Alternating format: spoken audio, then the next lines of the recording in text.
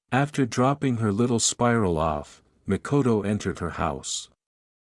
As usual, it was peaceful and nearly deserted, but that didn't deter her from spending time with Naruto. She had plans to complete before Naruto left the academy, and she didn't have much time to do them all. When her husband's voice asked, "And just where have you been all night and morning?" she turned to see the stoic Fugaku standing at the doorway of a room with his customary frown. Mikoto arched an eyebrow and inquired, "When should it concern you where I go?" It was frank. This type of discussion had been long overdue. Fugaku had always dominated her, and the only reason she paid attention to him was to avoid wasting time when she got home, and he reprimanded her. "I'm your husband. It concerns me a great deal where my wife would be and with what she spends her time with," said Fugaku with a serious look in his eyes. "The woman, the two that found you told me who you were with and your threat. Do you think the elders would allow you to remove me as head of the clan?" "They wouldn't have a choice," Mikoto replied honestly, because she understood that the elders were ultimately helpless and that their power was only an illusion. The elders were there to offer guidance and wisdom, not to govern the clan. They ultimately had little authority. As the heiress, Mikoto had to learn these things and more because she was more knowledgeable about how her clan and the others in Konoha were run than her husband was. "Now, is there anything useful you want to say?" "I have things to prepare for my little spiral," Mikoto said. "You know what he told us, stay away from the Kyuubi Jinchuriki. Besides, the boy has the Hokage's attention and the clan doesn't need that while we're planning our coup," Fugaku stated, refusing to let his wife, for whatever reason, mess up all of the clan's preparations. "Oh right, they were planning something that's stupid," Mikoto thought, having completely forgotten what her husband and the elders were planning with the clan. A few seconds later, a thought struck her that made her smile viciously, which made Fugaku frown because he had never seen his wife smile before. He insulted Naruto-kun, and with the coup that the Hokage likely knows about, I can get rid of this problem and nothing will keep Naruto from me, she thought before simply leaving, reasoning that she would deal with him later. She had things to do, and very little of it required her to be at home. She wanted a change of clothes, but a quick trip to a clothing store could fix that just as quickly, if not faster. He had nothing better to do, so Naruto scowled as he sat on the swing outside the academy. If he was being honest, he did anticipate Mikoto waiting there when it was over, but he also knew that she wouldn't waste her time with him. No one ever did. When a familiar feminine voice questioned, "Naruto-kun, what are you doing?" Naruto turned to see that it was Mikoto, who had changed out of her long skirt, shirt, and apron and was now dressed in black shinobi pants, heeled sandals, and a black halter top. "Just sitting," Naruto said honestly, although he was still astonished that she had shown there. Nevertheless, it was a welcome surprise. "I prepared a few things for us to do, but is the dash," Mikoto said with a gentle smile while running a hand through his hair. Naruto grimaced when a familiar voice asked, "Kaa-san, why are you with the dope?" He knew who it was and didn't want to fight with the child, especially not in front of Mikoto. After all, he didn't want to enrage her by starting a quarrel with her son. If anything could get rid of this disgusting piece of shit that was her son, it was raising her older son. Mikoto looked at her son and said, "Why I'm with him isn't your concern, Sochi. Shouldn't you be heading home before Itachi heads off with his squad? If you're quick enough, he might spare a few minutes to help train you."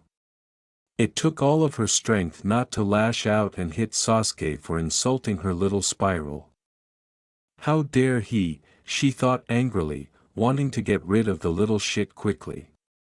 He started to say, "Let's go home together and leave the Los Dash," but was cut off when a punch struck him in the mouth, bringing him to the ground and forcing him to scream in agony. "Insult Naruto-kun again and I'll kill you. I don't remember raising an arrogant little shit copy of Fugaku. I brought you into this world, Sochi-kun, and I will take you out of it if you can't be nice to Naruto-kun. Do you understand me?" Mikoto said coldly as she stared into her son's eyes with her own narrowed and filled with venom. "Do you?" she growled angrily after a few seconds of silence from Sasuke. The boy stumbled, "Why yes," before being flung to the ground. "Then go home, have someone look at your mouth and do whatever you want afterward," Mikoto said in a kinder tone as her entire attitude changed. She turned to Naruto and asked, "Now as I was saying Naruto-kun, is there anywhere you'd like to go before we go to the things I prepared?" while observing his adorable, shocked face. "Look at that face, it's so cute," she thought happily, wanting nothing more than to grab him and give him a bear hug, but if she did that out of the blue or show him too much love, he would flee. It wasn't his fault, it was Konoha's fault. The foolish people in it made him cautious and afraid of others, so she didn't mind taking baby steps. Naruto responded, not really," as he stared at her in disbelief at the woman who had just hit, threatened, and effectively chased off her son. He wasn't sure how to feel about it. On the one hand, he was glad Mikoto would stay with him, but on the other hand, he felt a little bad about Sasuke being beaten by his own mother, even though he had it coming. "Then let's get started," Mikoto said with a joyful smile as she took his hand and helped him get off the swing. XXXXXXXXXXXX. After 2 hours. XXXXXXX. Mikoto had been experiencing wrath for the past 2 hours, pure, unadulterated rage, which Konoha helped her uncover. The last straw was when she decided to salvage the entire thing by taking her little spiral to a small restaurant, only to have them throw them out as well and threaten Naruto. Needless to say, she was not happy.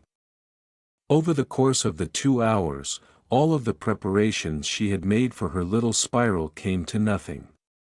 A few stores she chose to get him some decent clothes, including herself, the matriarch of the Uchiha clan, threw them out, and some shinobi stores also did the same. "Every single one of them will pay because they destroyed my day with Naruto-kun, made him unhappy, and ruined everything I tried to do for him." The image of those insects being so cruel to her tiny spiral made her feel even more enraged than she had when her son had insulted Naruto earlier. She mentally yelled, wanting to kill a lot of people. When Naruto saw Mikoto deep in thought and frowning, he asked, "Miko-chan, are you okay?" It was a fairly normal day for him overall, and since he was only threatened once, he thought it was better than normal. He didn't like that Mikoto seemed heartbroken every time they kicked them out of the stores, so even if they let him in the future, he wouldn't shop there. It seemed fair because she seemed so happy for whatever she had planned for them, and they upset her.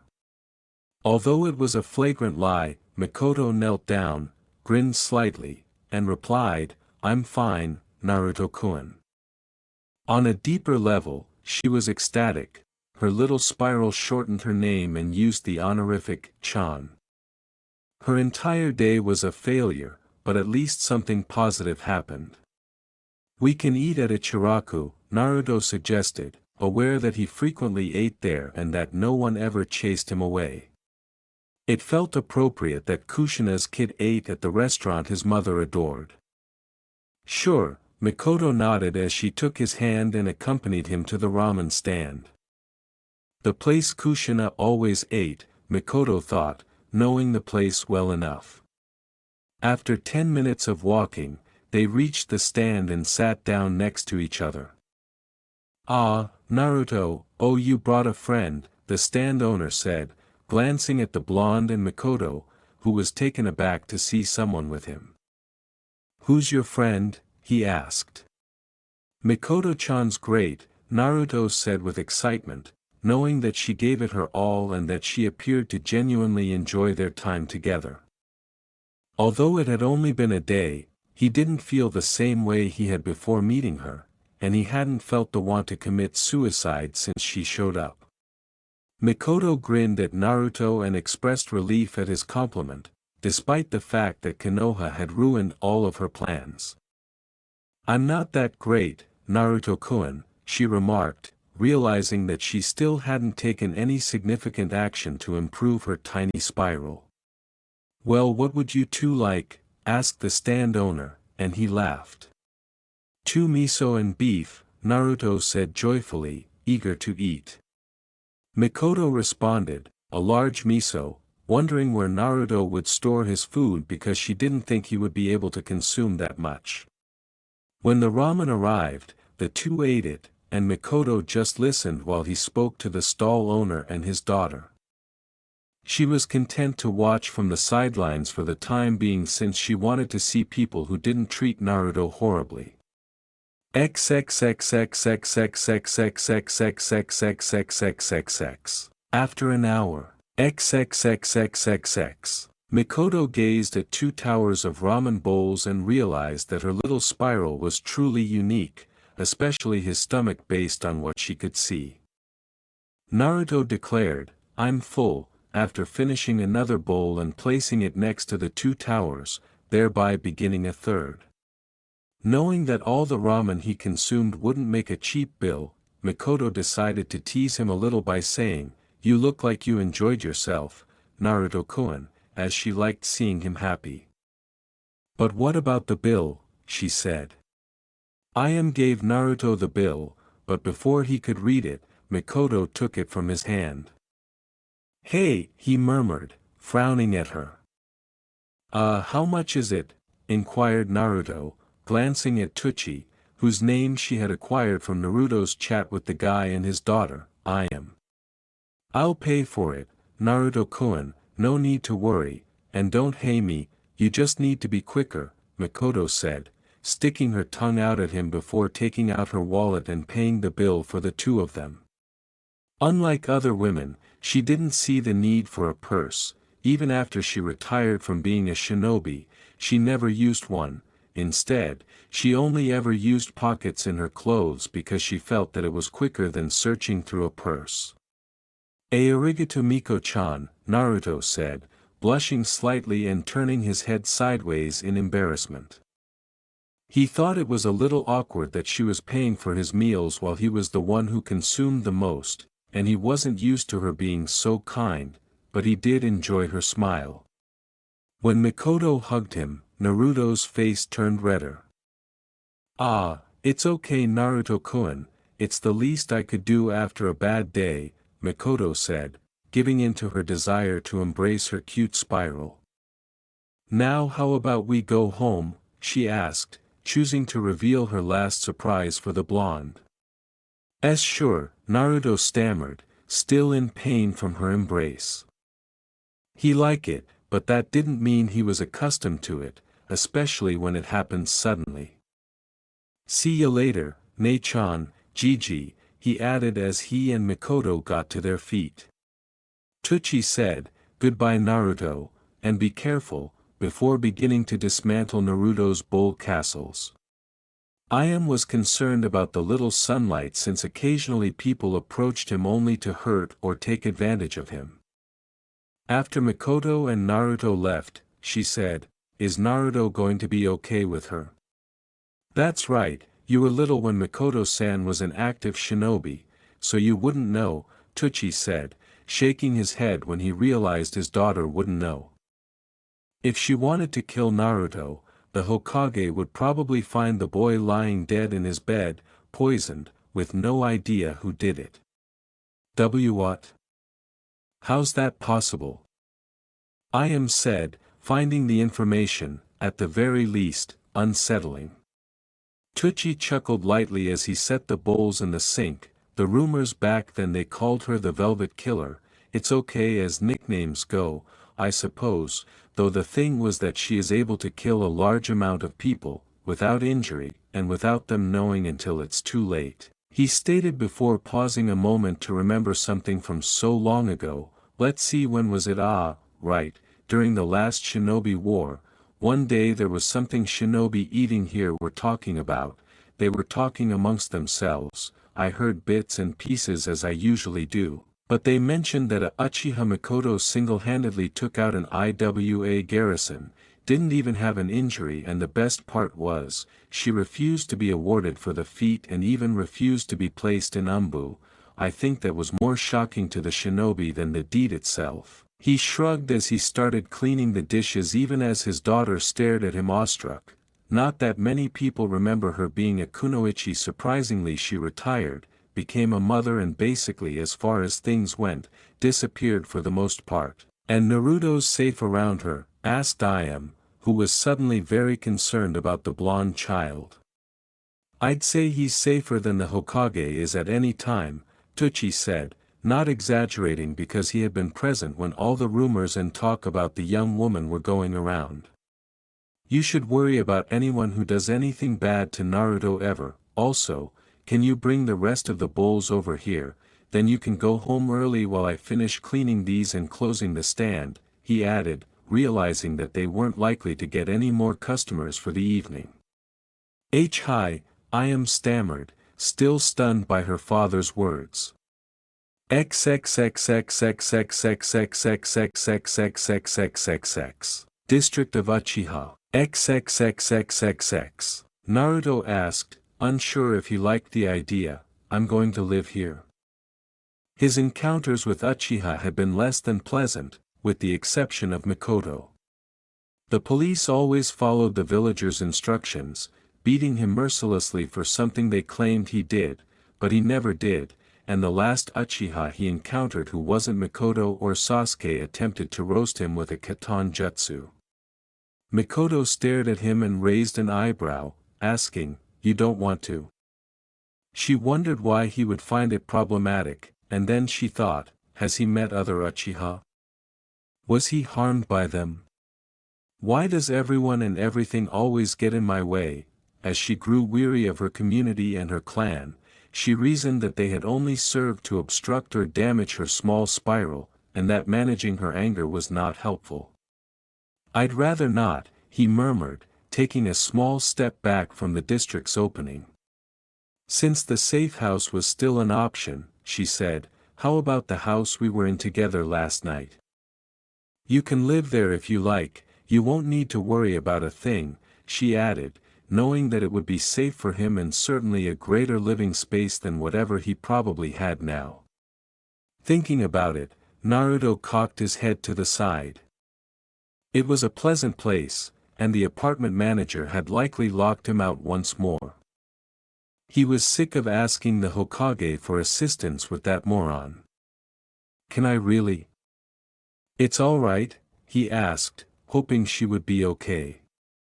His response was another unexpected hug, as tender as the last one.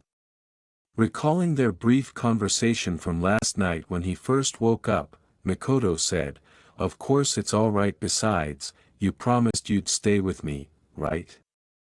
Naruto nodded as he recalled that he had promised her that he didn't break his word. "That's right, I did, and Naruto doesn't go back on his word," he thought seriously as he realized that he was stuck with Mikoto, but that wasn't a bad thing because she was the only person who cared about him. Neither the Hokage nor the Ikarakus had done this much for him. He blinked as they were inside a house, which he recognized as the one she had previously brought him to. "How'd we get here?" he asked, perplexed, wondering if she could do what Gigi and the Umbu had done. "It's called Shunshin, Naruto-kun," Mikoto said grudgingly as he released him. "It allows its user to travel to a nearby destination at a high speed, almost like we just popped up here. It's useless in a fight though, because you can tell when someone will arrive with it and it takes a second for it to activate, which would give your enemy a chance to kill you." "Are you interested in being a shinobi?" she asked, assuming he was enrolled in shinobi classes in the first place, in addition to the standard civilian classes. She had initially brought him to shinobi stores to acquire some durable clothing and equipment so she could teach him self-defense. "Not really, but I didn't have much choice in the matter. Gigi just came one day and told me he put me in the academy for the ninja classes," shrugged Naruto, shaking his head. Mikoto calmly thought, "He's a Jinchuriki, which is obviously why he was forced into the classes, but no one uses my little spiral as a weapon. I hope the Hokage likes disappointment," and mentally noted that he would use the Hokage's method against him. "Well, there are jutsu that can be useful, even if not used in battle. There's Fuinjutsu, which has been in decline for decades. Used correctly it could destroy even the strongest shinobi in a matter of seconds, Mikoto said. Naruto exclaimed, really, in amazement that such a thing existed, but they never discussed it at the academy. If it's so strong, why is it in decline? He inquired inquisitively, wondering why it would disappear if it was so powerful. If it was that powerful, others ought to be learning about it.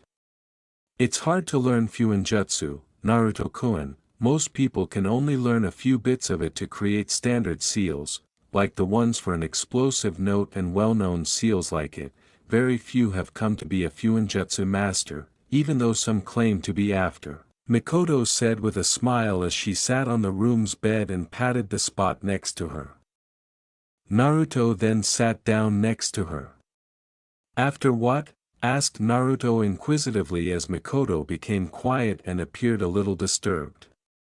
After 3 of the 5 great hidden villages destroyed Uzushigakure and the Uzumaki clan, Mikoto said solemnly as she closed her eyes and listened to silence. I won't hide it. Naruto-kun should know, and if I hide it and he learns about it, he'll be angry at me, and might not want to stay with me. I can't have that, she thought, not liking the idea of him leaving her. Not sure if he heard her correctly, Naruto asked, what? Did he have a clan? However, were they all killed? The Uzumaki clan lived in Uzushigakure. They were considered the masters of Fuinjutsu. Even today their seals on Yuzu no Kuni are still powering their outer defenses, a large circle of whirlpools protecting Yuzu no Kuni. They are the only ones who have been able to create the most seals. They were also excellent shinobi, which caused 3 of the 5 great hidden villages to fear them, and in the last shinobi war, they allied with each other, destroyed it, and wiped the clan out, Mikoto said, opening her eyes and avoiding the likely shocked and perhaps heartbroken Naruto. Inquiring as to whether his clan was still in existence or if he was the last, Naruto said, but I'm an Uzumaki, could there be others like me? Mikoto shrugged, unsure if there were any other Uzumaki left. I don't know, Naruto-kun. If there are others, they're hiding and they don't want to be found, she said honestly, since most clans that were attacked and almost completely destroyed went into hiding for decades before thinking about making a comeback. I have a couple things to do in the Uchiha district, Naruto-kun. You can consider this place your home for as long as you like, alright? I'll be back in a couple hours, but don't wait up if you don't want to. You need your rest, she said, not wanting him to jeopardize his health over her. He wasn't just a cast-out orphan, he had a clan, a powerful one that made other shinobi fear it. He was going to make his clan proud. He wanted to learn the ways of his clan, and based on what she said, he should probably start in Fuinjutsu because his clan was so skilled in it. Okay, Miko-chan, and thank you for telling me I had a clan, Naruto said, grateful to Mikoto for telling him about it. Mikoto said, you're welcome, Naruto-kun, and it's only fair that you should know your own family, expressing her strong desire to stay behind and carry out her plans. She wanted to hold him while they fell asleep, kiss him, and hug him, but she had to remove some obstacles, and they refused to do so. But don't tell anyone you know about it, okay? I don't know why, but it's obvious no one wanted you to know, Mikoto said. Right, Naruto said, instantly agreeing with her. He didn't question her when she said that even the Hokage had lied to him about having a clan or any family, repeatedly claiming that he was unaware of Naruto's family and that if the Hokage had lied to him, then everyone else was most likely lying to him as well. Mikoto was the only nice person who liked and cared for him. Naruto nodded as she added, good, I'll be back in a bit, alright, and she departed, heading back to the Uchiha area. XXXXXXXXXXXX District of Uchiha. XXXXXXX Mikoto yawned as she opened the door to her house. but she no longer considered it her home because she couldn't be with her Naruto here. She spent an hour telling everyone in the district that she was pregnant and that she would be hosting a celebration in a month. If anyone didn't show up, it wouldn't be an issue.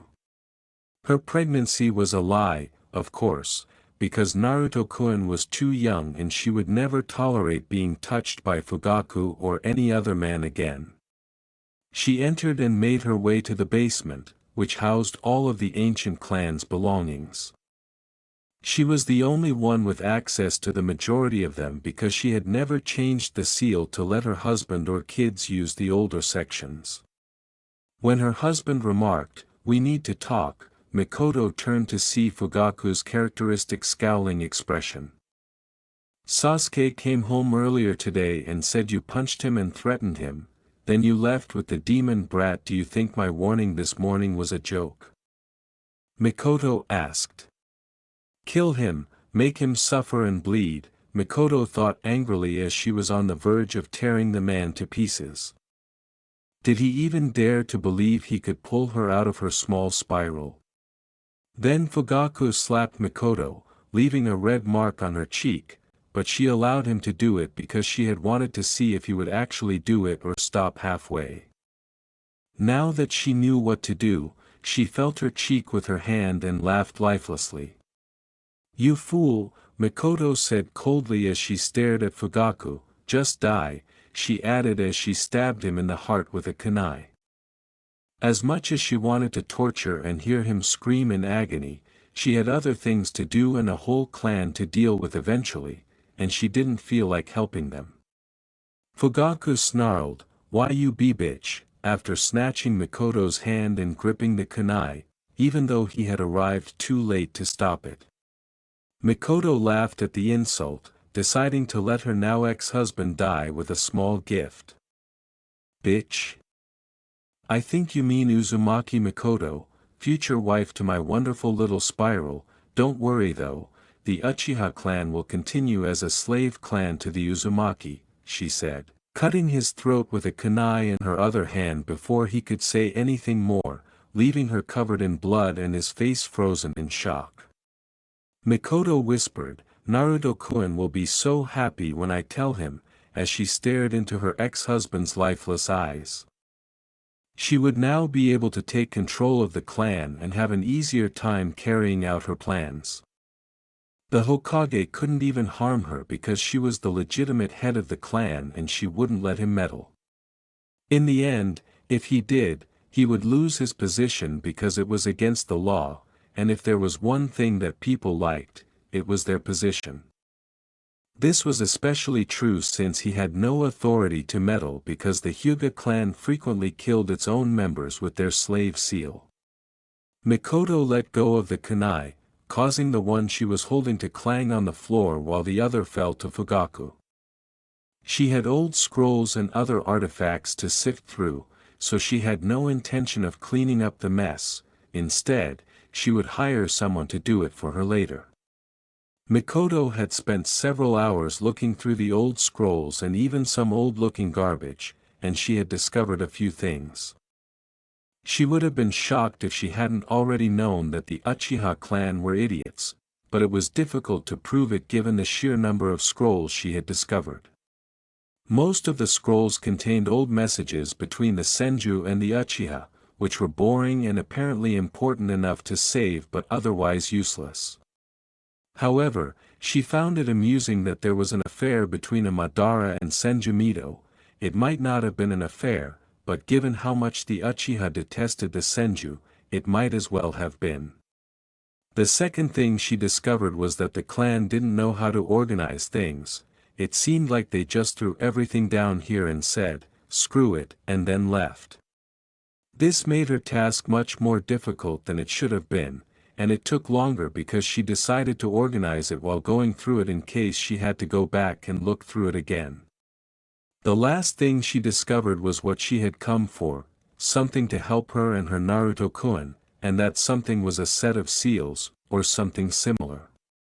The scroll was half worn out and appeared to have been through hell, but she deduced from what was left of it that it explained how to use the seals and that, when applied to various points in an area and onto a person. In this case, she could activate them and make anyone lose the will to fight. However, the scroll didn't specify how much chakra it would drain from her. The Uchiha clan was more interested in war and combat than in peace, which is why the scroll appeared to be hellish, and whoever had discovered it earlier tried to destroy it. She muttered, "I got what I wanted," pocketed the scroll, and left the basement. It took her a few minutes to lock the seals and go up the stairs, and when she returned to the entrance, she discovered her oldest son inspecting Fugaku's body. "If you're going to poke and prod it, do me a favor and get rid of it, Sochi," she said, observing that he was offering to play with the corpse. Itachi calmly asked, "What happened here? Why is Oda-sama dead and why are you covered in blood?" If she hadn't known any better, she would have assumed that he had the same emotional issues as her, but over the years, she noticed that her son was playing stupid, something that didn't suit him because he wasn't good at it. Mikoto shook her head and said, "We both know you are not that stupid, Itachi. You can connect the dots and be accurate in that I killed him. As the original heiress, it's in my power to take over if I deem it necessary, and I did." He didn't. That's the end result of our little spat. So get rid of the body and let the elders know there's going to be a meeting in the morning, and if they don't come, there will be consequences. Morning of the following day. Although it was strange, the Uchiha of the past chose to hold their meetings in a single location to avoid giving anyone an edge they could have at home. Mikoto stretched her arms as she entered the meeting house's courtyard. After she had passed the opening gate, she heard movement to her left and saw a clansman hurrying toward her and attempting to punch her. Mikoto ducked the blow, grabbed him by the wrist, moved his arm up and out of the way, and then slammed her palm into his chest, sending him back to the ground. Four more clansmen attacked her right away. The first one simply spun around her before kicking him in the ass, sending him face first into the dirt. The next two attempted to use katana, but it was not surprising that they were not proficient in their use. Few Uchiha knew how to use a katana, much less be proficient in its use. Mikoto easily sidestepped their attacks before kicking the blades out of their hands, which only occurred because they were unable to hold them. "Are you done?" "Because I am," Mikoto said, staring at them indifferently, seeing this whole situation as a farce. At best, the Uchiha clan were only fit for their current role, which was to run the police force. Whether or not they used jutsu against her was a moot point, and would have had the same outcome or a slightly bloodier one, most likely the latter. When Mikoto heard someone clicking their tongue, she turned to see that it was Teru, an ancient fossil who had served as an elder during her father's tenure as head of the clan. He attempted to talk but was unable to do so and quickly discovered a kunai stuck in his neck. Mikoto said, "The rantings of an up-jumped zealot make for tedious listening," because she had no interest in listening to the elder man babble about her killing Fugaku, taking over the clan, or his long-standing adage that women shouldn't run the clan, among other things. She looked around and saw the other elders standing nearby, shocked and wary of what had happened. Mikoto stared at them and said, "I am taking my position as head of the clan as is my right as the original heiress. I advise that you heed Teru's lesson well. When the weak court death, they find it, before turning heel and leaving the courtyard. Fugaku's funeral will be held in 1 month," she said, before crossing the entrance and leaving. XXXXXXXXXXXXX. After 2 hours. XXXXXXX. Naruto grinned because he was enjoying his current situation. He had skipped the academy lessons, and before Iruka-sensei could take him away, Mikoto did. She then told Iruka-sensei to leave him alone and leave, and the Chunin did so, even though Iruka-sensei didn't seem happy about it. Now, He was in a training ground with Mikoto, and she was teaching him various things. She had even gone and purchased a couple books on sealing from one of the visiting merchants. These would be a good place for him to start, but he wasn't expecting much from them, if he had to be honest. However, he particularly enjoyed the times when she would give him hugs, tell him he was doing well, and perform actions that no one had ever performed with him. Mikoto was even teaching him jutsu, not very strong jutsu, but a few that she knew he could manage, though she said they would need to practice his chakra control before she could teach him anything more powerful. She also mentioned that she didn't know a lot of jutsu because she didn't use them, but she would be happy to assist him with any he attempted to learn on his own or if he wanted to learn anything else she knew. "Naruto-kun, let's take a break," Mikoto remarked, carrying a basket that she had somehow acquired. He hadn't seen it before and wasn't sure where it had come from, so he shrugged and would simply label it as one of Miko-chan's amazing skills.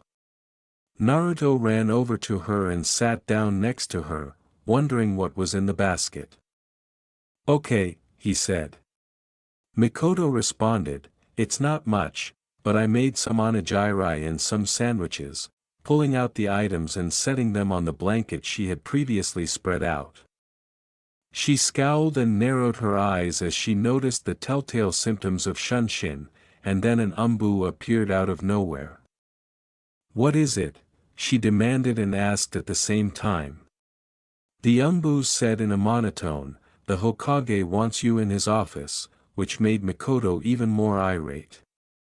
"You continue, Naruto-kun, I'll be right back after dealing with the Hokage, alright?" Mikoto replied pleasantly, grinning at the blonde, pleased to see that her little spiral was having fun with Naruto after a brief moment of growling in her throat. Naruto nodded and said, "Okay, tell Gigi I said hi." Mikoto bowed before vanishing, and the umbu followed soon after.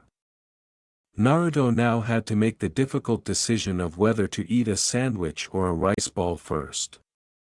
XXXXXXXXXXXX. Office of the Hokage. XXXXXXX. You called Hokage-sama? Mikoto asked politely when she arrived at the Hokage's office, observing the elderly man sitting behind his desk, umbu hiding or trying to hide in different places, and her.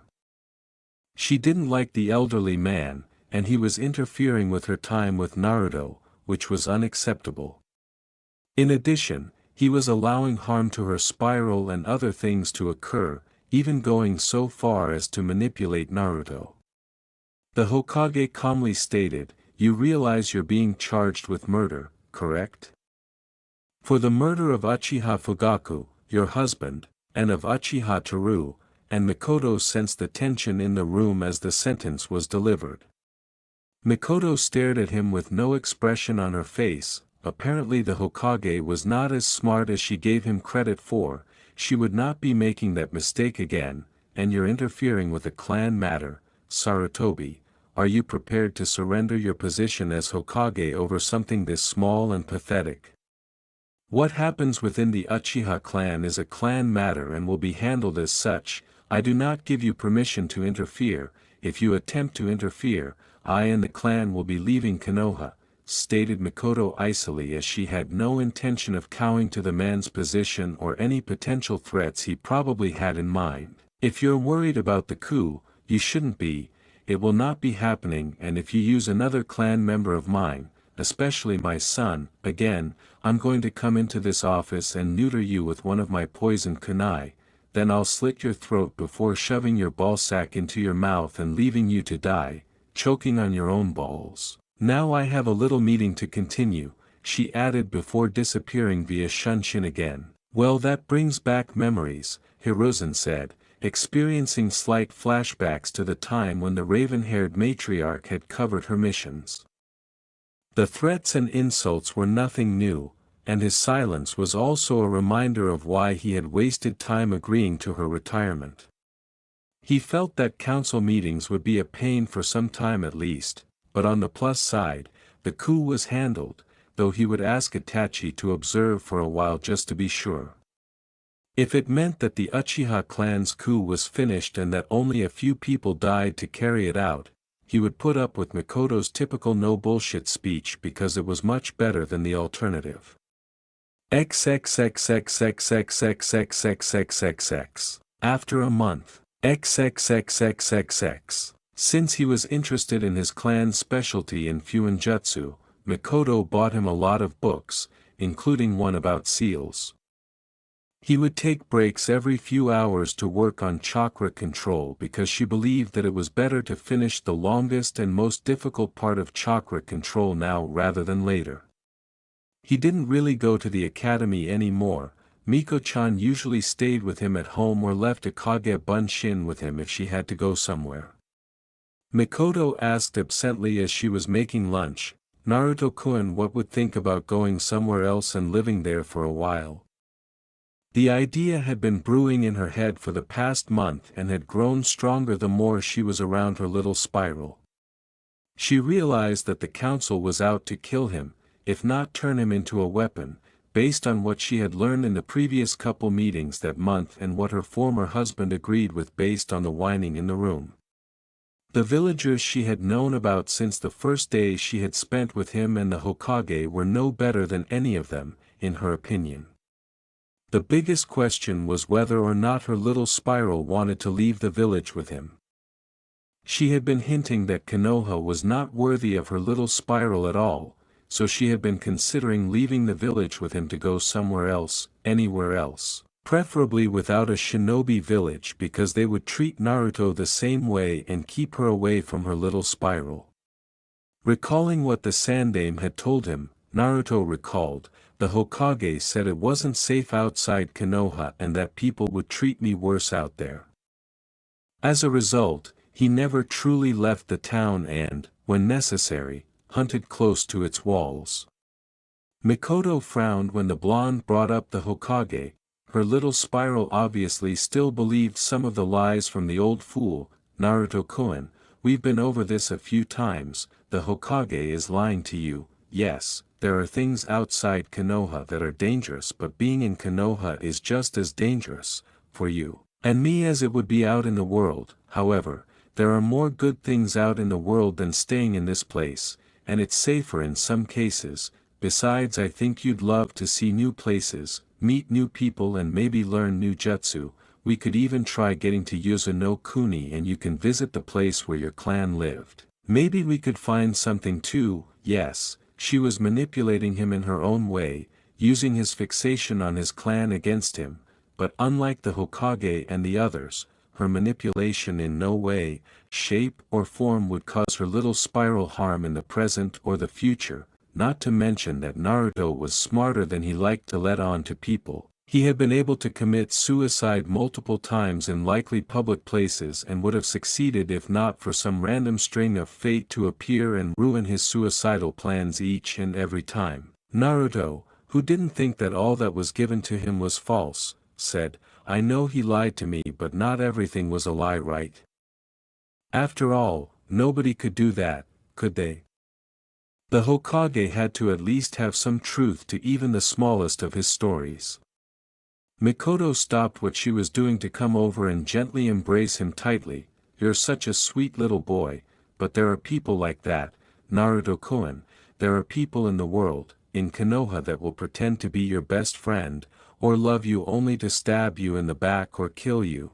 The Hokage made his choice, my little spiral, she said softly as she whispered into his ears. He lied to you about your clan, and if he's going to lie to you about your family, then I would not put it past him to lie about all kinds of things. Remember, Naruto-kun, he always had a choice, as did every person in the village who has threatened or hurt you.